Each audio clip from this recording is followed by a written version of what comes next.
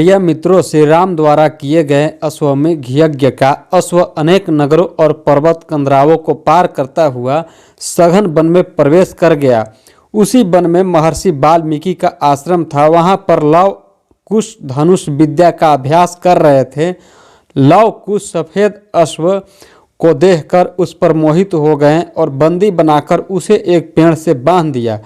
तभी वहां पर श्री राम के सैनिक उस अश्व को छुड़ाने के लिए आ गए। लव कुश ने श्री राम के सैनिक को युद्ध करके परास्त कर दिया। इसके बाद भरत, शत्रुघ्न, लक्ष्मण और हनुमान ने भी लव कुश से वीरता पूर्वक युद्ध किया, लेकिन उन्हें भी पराजय का मुंह देखना पड़ा। जब श्री राम को भरत के मूर्छित होने और अपनी सेना के परास्त होने का समाचार मिला तो वे बहुत दुखी हुए और उन्होंने सेनापति को बुलाकर सेना तैयार करने का आदेश दिया ताकि वे स्वयं युद्ध भूमि में जा सके। श्री राम यज्ञ स्थल को कुल गुरु वशिष्ठ की देखरेख में छोड़कर स्वयं युद्ध भूमि के तरफ चल दिए। लंकाधिपति विभीषण, वानर राज सुग्रीव और अन्य मित्र राजाओं की सेनाएं भी श्री राम के साथ युद्ध भूमि की तरफ चलने लगी। कुछ ही क्षण में श्री राम सेना सहित युद्ध भूमि में पहुंच गए। युद्ध भूमि में जाकर श्री राम ने देखा कि वहां उनके तीनों भाई और अनेक सैनिक घायल और मूर्छित पड़े हुए थे। पास में ही एक पेड़ के पास दो सुंदर सुकुमार बालक खड़े थे।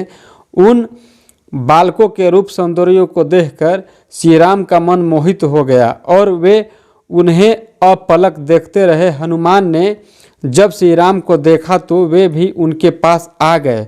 श्री राम ने उन बालकों को अपने पास बुलाकर कहा, हे मुनि कुमारों, तुम कौन हो?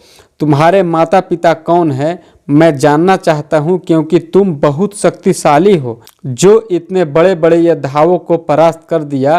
कुश ने भी श्री राम से कहा, महाराज, यह मेरा छोटा भाई लव है और मेरा नाम कुश है।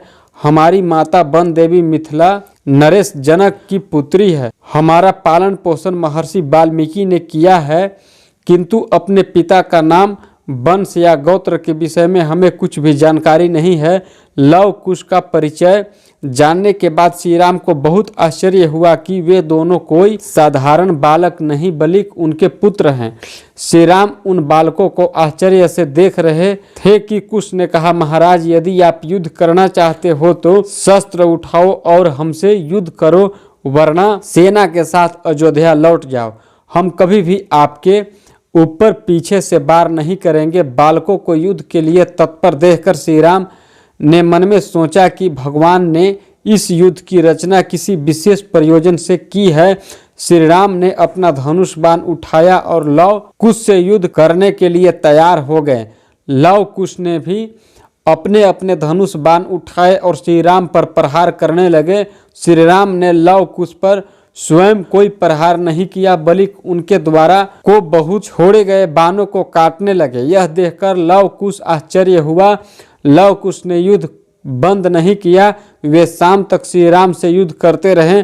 संध्या के समय युद्ध स्वयं ही बंद हो गया। युद्ध भूमि में उपस्थित महाराज विभीषण, सुग्रीव, हनुमान श्री राम के साथ लव कुश के युद्ध को देखकर हैरान हो रहे थे। जब उन्हें यह पता चला कि लव कुश श्री राम के पुत्र हैं तो वे खुशी से झूम उठे। वीडियो पसंद आया तो प्लीज इस वीडियो को लाइक कीजिए, शेयर कीजिए। चैनल को आप हमारे जरूर सब्सक्राइब कीजिए। मिलते हैं एक अलग नए कहानी के साथ। तब तक हर हर महादेव।